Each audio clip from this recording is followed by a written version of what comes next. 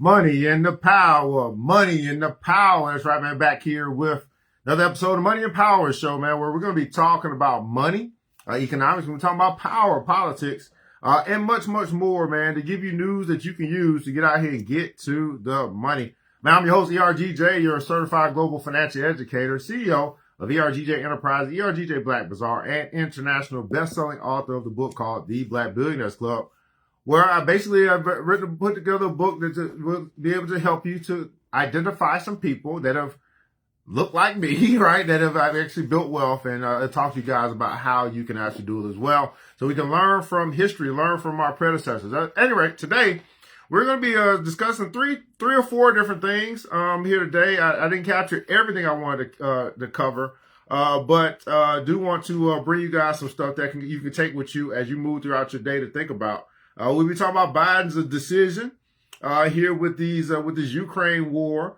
We got the fights that took place over the weekend. Had a Friday fight, Mike Tyson, and also had a Saturday fight, UFC, man. So I can't wait to talk about that here today, man. While you guys are connected, man, let us know where you're connected from, what city, what state, what country you might be connected from here today.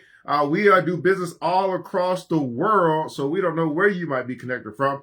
We're broadcasting live from our studios here in Decatur, Georgia. That's right, Decatur, where it's greater. Here today on the Money and Power Show, man. Got a little functionality here on our live stream. Of course, if you should be happy to catch the replay, put in console hashtag replay. But we do have a Q&A section there. So if you have a question along the way, or you want to make sure that I see what you might be typing, you put that in the section there below. And then we also have a link section down there as well. You should be seeing something going across the screen. But if you want to if you want to get into crypto, that should be popped on the screen right now. You can, or to be in the description. Or if you also want to, what else is there? The Black Bazaar, which is where you can actually show your support. Show your support by going to the store, buying something that supports the channel as well. And then the last thing I'll be working on, we do have classes coming up. So if you want to learn about crypto, I'm going to be teaching crypto for free. Let me say it again. I'll be teaching crypto for free for the holidays, okay? So if you want to get some basic information, learn about crypto a little bit more, I'll be doing that for free through the end of the year. Then after that, we'll figure out where we're going to go from there. All right? So that's what we're going to talk about. What's going on? Orlando Perez in the house, Stone Mountain, Georgia. Thanks so much for joining us here today, man. Now, I want to start here, man, with some real quick news. We had Joe Biden just yesterday, our president for 2 more months, lifted or basically told Ukraine, they have that war over there, Ukraine and Russia, that they can go ahead and use United States long-range missiles to fight back with Russia. And supposedly Russia has some Chinese help and some other things going on, man. Listen, it's getting wild out there, but I find it interesting that as Biden is getting ready to go, some people say it looked like they're escalating the war. And we know Trump said he's coming in to stop the wars. Trump said he's coming in to bring peace immediately. So we'll see how that plays out. I want to know what you guys think about that, man. Do you think Ukraine is supposed to be our allies here in the United States? And what's interesting about Russia is that although people say that Putin and Trump are friends, I don't know if that's true or not. I do know that Putin endorsed Kamala Harris for the election. So it says to me, well, is he really Trump's friend, or did he have some interest with the Democratic or the blue side, maybe to continue the war? Now, what I found over the years is that it used to be that the red team was all about war, but now I think that might have switched. Maybe some things have changed, some philosophies, maybe some people have aged out of these parties. But it appears to me that the blue team is about war, and the red team needs to be about peace. So I don't know if some new stuff has shifted, but maybe we need to start diving back into politics to see where really people stand and identify with what aligns with our beliefs. So anyway, that's all I got. I don't know much about that whole thing. I'm still learning more about who our allies are, what the ramifications are, but I do know that war is big business. Right. So if Ukraine, were to have an extended war, they need to get their missiles or their tanks or their defensive, their war materials from the United States. Well, then that's money for those companies that produce, that thrive during war, right? And then if Trump comes in, he says, well, we're going to stop the wars, then you can expect those companies that would thrive in war to not thrive as much. So the whole point is this. The whole point is to know is to have an idea of what's going on in the world and to position yourself to capitalize off of whatever's going to go on in the world. Right? So my point is this. We know that Trump is coming into office. We know that he's the president-elect. We know that he takes office in January. So for the next 4 years, right, we have an opportunity to identify what Trump wants to do and then decide whether we want to put our money behind that or in front of it so that our money can grow, our wealth can grow, and then we can go do what we want with our money. I'm telling you, in this space of investing in crypto or stocks or whatever, listen, my philosophy is this. I don't work just to pay the bills. I work to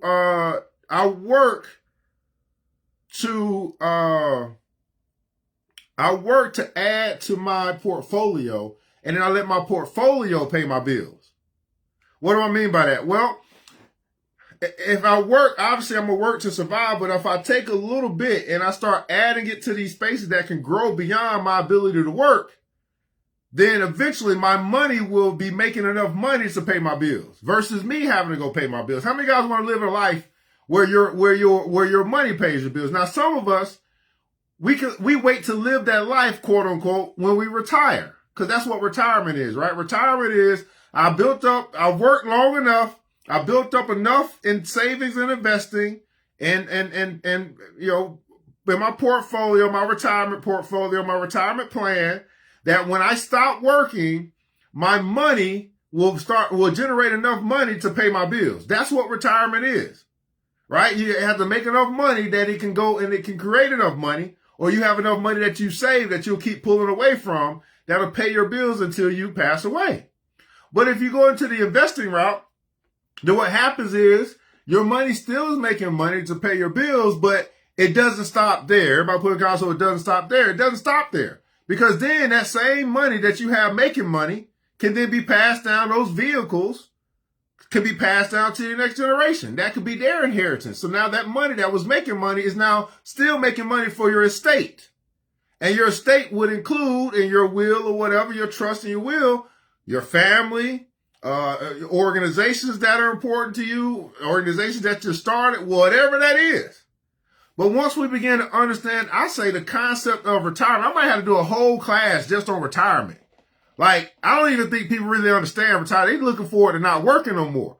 That's cool. But you could actually retire early when you have enough money paying your bills.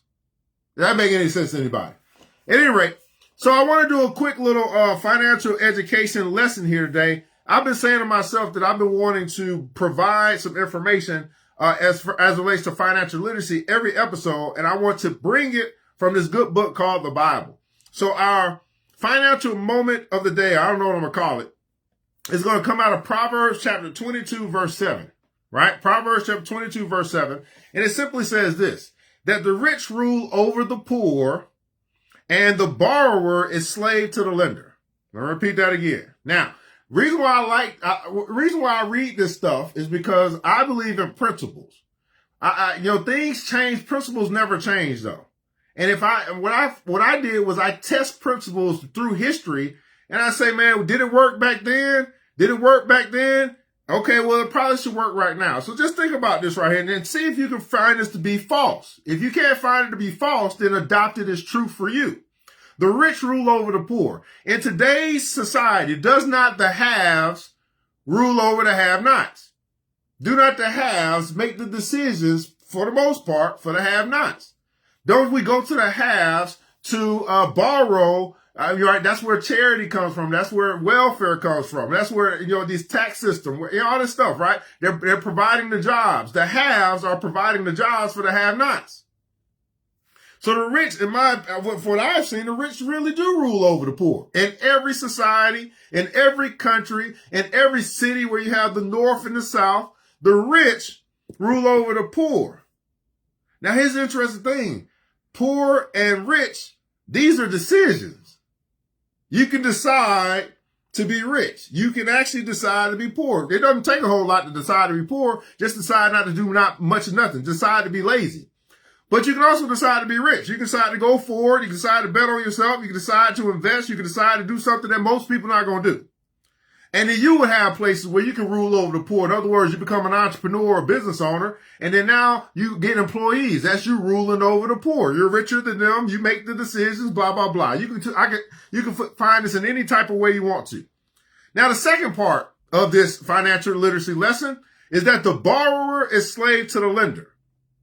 The borrower. So when we borrow money from either a friend or from some company or your credit card, when you borrow money, you are slave. You're subject to the lender's agreement, right? Meaning I'm going to pay back this amount of money at a certain time. I'm going to make, monthly payments. I'm going to pay you back, homie, you know what I'm saying, within the year, whatever the case may be, right? Borrower, slave to lender. Slave, though.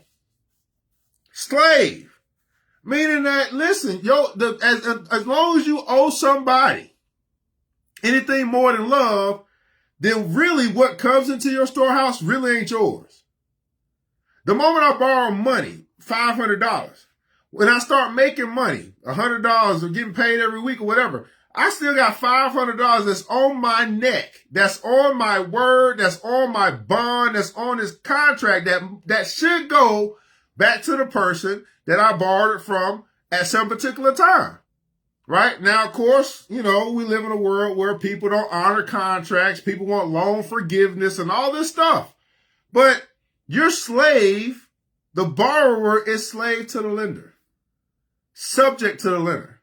You don't get leverage to the lender. The lender has leverage over you because you owe the lender. And so what I would suggest is if you owe someone, to figure out how you can pay them back as quickly as possible so you can no longer be a slave and you can unlock other blessings that I believe the good Lord has for you. At any rate, that is our financial literacy moment from the Bible. Proverbs chapter 22, verse 7. The rich rule over the poor, and the borrower is slave to the lender.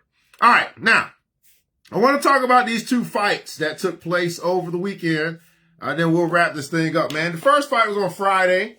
Friday took place. It was a hyped fight. You have Mike Tyson. You have Jake Paul, who is a social media influencer, who's done a pretty good job. He's pretty good with promoting. He's built himself up over the years to be some type of social media rock star, who boxes. And he puts on matches, and he had a match with Mike Tyson, 68-year-old Mike Tyson on Friday.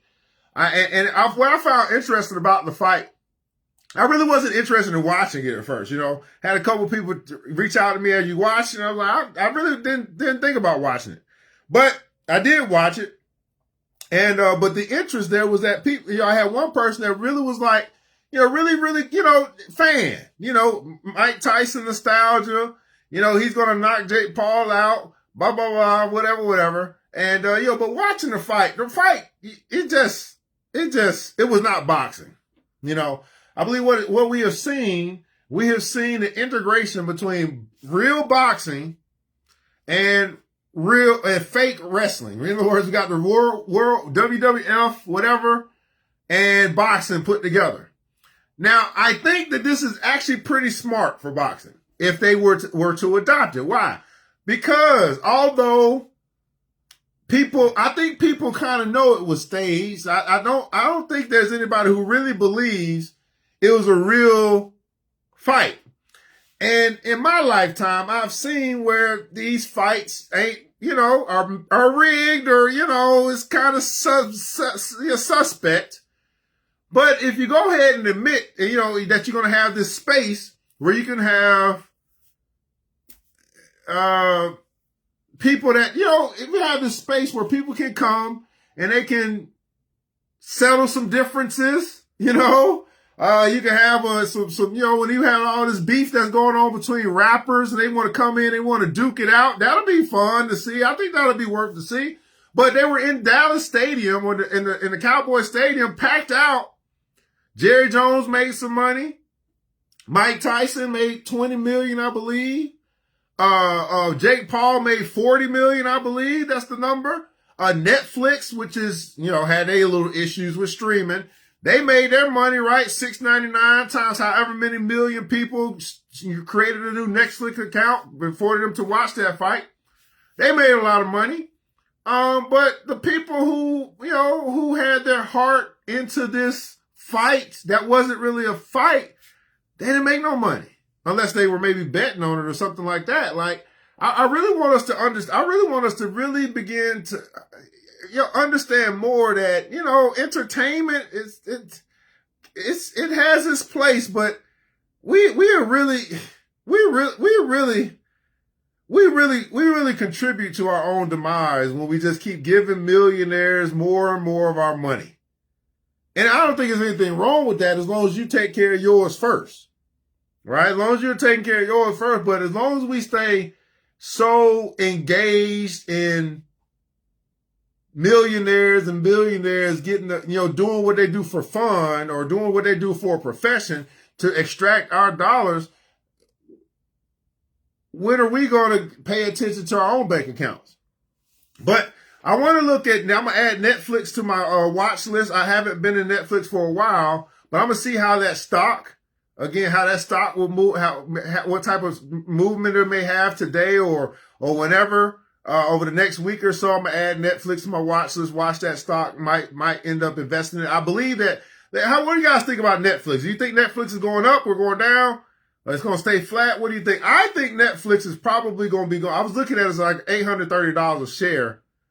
And that doesn't really matter. But I was looking at like Netflix and what they're doing. I think that they're going to take even more market share, meaning that I think it's going to go up. When I hear about, obviously they got fights coming on. I do know they got WWF or WWE coming to Netflix. They got football now on some Netflix channels. So I believe that more and more we're starting to see more and more of legacy TV or legacy, sit down, watch TV. I'm starting to see more and more of that decline. You just had the layoffs for like CNN and MSNBC. That's going to be taking place. So I think we're starting to see more and more people move away from legacy media, legacy television, right? I think that's the generation before. I see my mom. I hardly ever watch TV. But if I do watch something, I'm watching Netflix or YouTube. How about you? What do you guys watch? Are you watching? Are you turning on the TV to turn on the ABC or MSNBC, anything like that? Or are you turning on the TV to go to some app, Peacock, Netflix, Paramount, whatever, to watch, to consume your, whatever you do for entertainment, news, or whatever? What's that for you? So I believe that Netflix is going to be going up. The fight wasn't really a fight. It was a stage fight. I mean, it was set up that way. I believe that they had a no knockout clause where, I don't know, man. I think Mike probably had a little bit more in him. I think it was set up for him to take the fall so he can get his $20 million, right? And maybe Mike, I thought that Mike's doing well. He's got businesses and stuff going on, but shit, you can get $20 million to go stand in the ring for 20 minutes. That's $1 million a minute that the man just made. Let me make y'all understand this, right? It was 8 rounds, 2 minutes a round. At 16 minutes, let's just round it up to 20. Mike Tyson just made $1 million per minute in a stage fight. Okay? Jake Paul, obviously he ain't probably gonna have no problem standing up, for 20 minutes. But Jake Paul made $2 million per minute to stand in the ring, to entertain the masses in Cowboy Stadium. Now, how many guys would love to be in a position where you're making $1 million a minute? Matter of fact, let me ask this question. How many of you guys would have no problem standing in the ring, boxing it out for $1 million a minute? That's what just happened. Or $2 million a minute. Obviously, you probably make $1 million because we ain't on the top end and nothing like that. But how many guys wouldn't mind doing that? $1 million a minute on the line. You got to stand in for 20 minutes, right? You might be tired. You might be about to pass out. You might have to go to the hospital after it. But because that's a long time for people who ain't never done it. Would you be willing to do it for $1 million a minute? I'm pretty sure that you would. Now, What's going on with your choice? Hooray to the downfall of corporate legacy media. Yeah, those dishonest. I know that's right, man. I don't know if y'all are still watching, corporate legacy media, man. Just know that know it's a lot of propaganda going on over there. But it's totally up to you if you want to watch that stuff. Now, here's the last thing. I don't know if you guys saw this or not, but on Saturday, there was another fight, which was a real fight. This was going to be in UFC 309. 309, I believe, which is the company from Dana White. And this was John Bones Jones going up against some Russian guy. All right. Now, what I found interesting about this fight, now there's other stuff on the card. Obviously, this is real fighting. You get a UFC, this is real. This is the real deal Holyfield here. Not that boxing isn't just that boxing wasn't. But this is at Madison Square Garden in New York. And I tell you, you talk about energy, electricity going on in Madison Square Garden. So it wasn't just a fight. What you had pulling up into Madison Square Garden, you had none other than President-elect Donald J. Trump. But he didn't come by himself. No. He brought his whole squad with him. So you had Donald Trump, Tulsi Gabbard, RFK, Elon Musk, Vivek, whatever his last name is, Donald Jr. They all rolled up in Madison Square Garden like a posse, like we in here, right? How many guys went to the fight with your homies? You know what I'm saying? Y'all all rolled up in. They rolled up in there with their whole gang. Got to the front of the, before the fight, got to the front, saw Joe Rogan, right? The number one influencer in the world, hugged him, and then saw another black guy who was Daniel Cormier, hugged him, talked to him for a minute. Now, I want you guys to think about this for a second. Donald Trump, Elon Musk, RFK, Robert Kennedy Jr., Tulsi Gabbard, and Joe Rogan. They were all former Democrats. All of them. They used to be Democrats until this year. Right? Now, who are these people? Like Elon Musk is like the number one genius in the world. Right? I mean, I don't know who else is out there, but he's one of the top geniuses in the world. That goes from being a Democrat to being a Republican. You have Joe Rogan, who is the number one influencer in the world.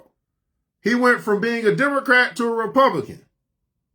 Obviously, you have Donald Trump, who used to be a Democrat, 8 years ago, whatever the case may be, 10 years ago, something like that. He didn't just recently turn, go Republican, but he used to be a Democrat. He used to, Jesse Jackson, Oprah Winfrey, right? They used to love him as long as he was on their team.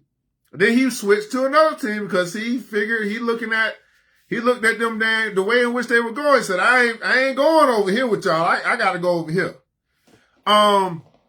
And then you have, who did I say? Then you have Robert F. Kennedy. Used to be a Democrat.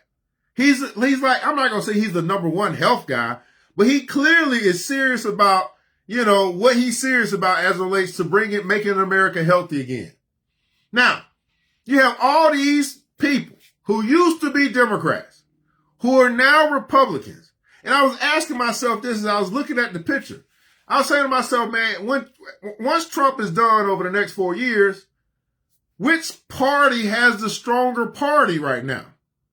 Like, it seems like the red team got a whole bunch of people in line that's strong, who could become the president in 4 years. I'm going to ask you this. Who does the blue team have that's strong and is not too old? I don't want to factor in Obama. He obviously done his 2 terms. He is irrelevant at this particular point.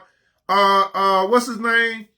Bernie Sanders is too old, right? I think maybe, but who does the Democratic Party have that's strong? Who they could get ready to run for president in 4 years? I can very easily name you some people on the Republican side: J.D. Vance, Tulsi Gabbard, The first two come to mind. And then RFK, whatever. But who does the Democrats have that you can't wait to see if they gonna be president? I'm telling you, it's not looking good for that. Them dang old blue team over there. But nonetheless, John Jones, who is the heavyweight champion in United States in UFC, he won the fight, right? And when he won the fight, he did his Trump dance. Well, this shit was so funny. Then, after he did his interview about winning the fight, he went outside of the ring and gave his heavyweight belt to Trump. This is a black man. Y'all keep talking about Trump is racist. I don't know what y'all talking about. Right? A black man gives his belt to Trump. And then everywhere in the Madison Square Garden and all across the world, they were chanting USA. USA. Like, listen, I don't really care what you think about Trump, but here's what you can say. He is probably going to come down. He's going to go down as one of the most important presidents of our lifetime. He may go down on the Mount Rushmore presidents. Cause, I was thinking about presidents. I was like, there's some presidents you just don't even know. Some names, Taft, Garfield, some people that just was kind of insignificant. They were presidents, but, you're not really you're not really remembering them. But he's going to go down as one of the most memorable presidents in history. The Democrats, or the blue team, they had to manufacture star power. They had to manufacture with celebrities and stuff like that. Trump is the celebrity. When he pull up, the whole arena get full. That is power. That's influence. That's how he won that's how he won this year. I don't know what the Democrats thinking about. That's how he won. Because he's just an iconic figure, no matter whether you like him or not. That's not my argument. My argument is that he's iconic. He's polarizing. He's got magnetism. He's got charisma. He's got the respect of the people that respect him, and he got the hate for the people that hate him. When you have both sides talking about you, remember they say that controversy creates cash, right? You want people talking about you, whether you want to talk about it good or bad. If you're an influencer or a content creator, it doesn't matter. You just want the attention, because if you can get their attention, that's what you need. So you had the red team talking about Trump, and you had the blue team talking about Trump. So you got the whole world talking about Trump. And really nobody was talking about whoever the blue team brought to the game. Now, I like the UFC because it does give the depiction of two warriors, right? In the face of politics, you have the red team going against the blue team. And in this particular case, the red team, John Bones Jones and Trump, right, knocked the blue team out. So you got to understand, man, that this money game, this money that I be talking about, it's a game, right? These politics that I be talking about, it's a game. And once the game is over, they shake hands and they still go out to eat dinner together. And that's the same thing that you can do with your loved ones. Okay, the game is over. We know who's going to be the next president. Okay, let's make sure we still go and have us some Thanksgiving dinner together. Let's go ahead and say that I lost that one, but that's the game. Don't y'all? Can we leave the feelings out of the game? Can we do that? Can we leave all of this? I'm so attached to this person who's supposed to represent me, but they don't represent me. Can we leave all that? Can we grow up and understand that that's a game? The game is now over. Shake hands. You were the better man. You were the better person. Y'all were the better party, whatever the case may be. And guess what? Let's go have some ice cream. Okay?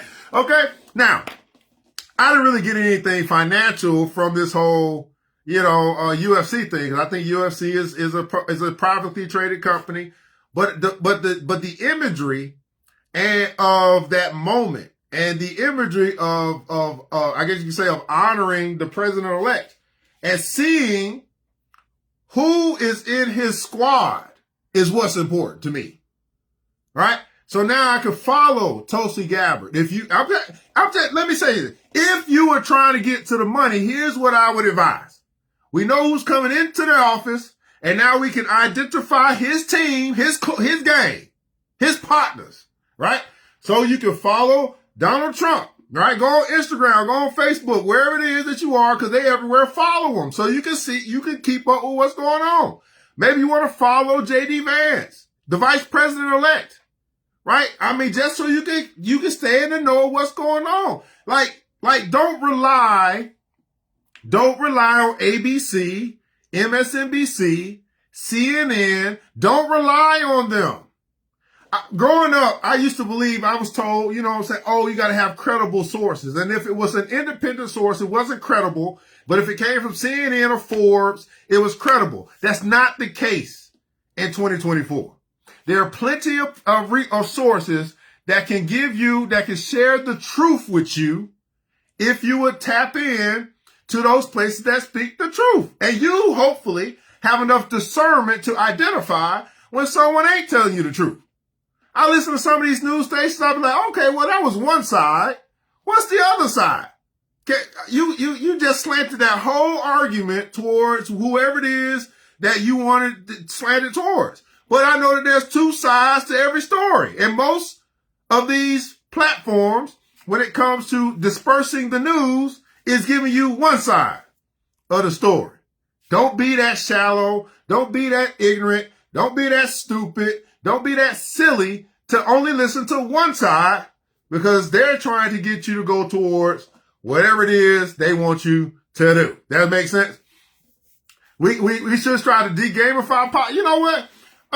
That sounds good, but unfortunately, that probably won't happen. That doesn't seem like it's going to be a real reality. Here's the reason why. Because most people, right? We live in a world, we know probably about 85, 90% of the people are only going to be interested in politics, if at all, when it comes time to vote. So because most people are not going to increase their education or their knowledge as it relates to what's going on in the political space, they're going to continue to be swayed by their emotions and all that stuff.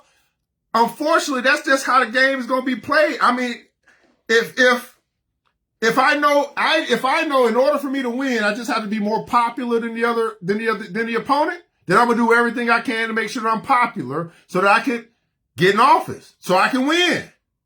That's the only way I get in, and then I can bring my agenda to the table. So that's just how it's going to be. I don't think it's naive to think it's going to be some other type of way. Now, the way that we can help to do that is to continue to learn ourselves and then educate others.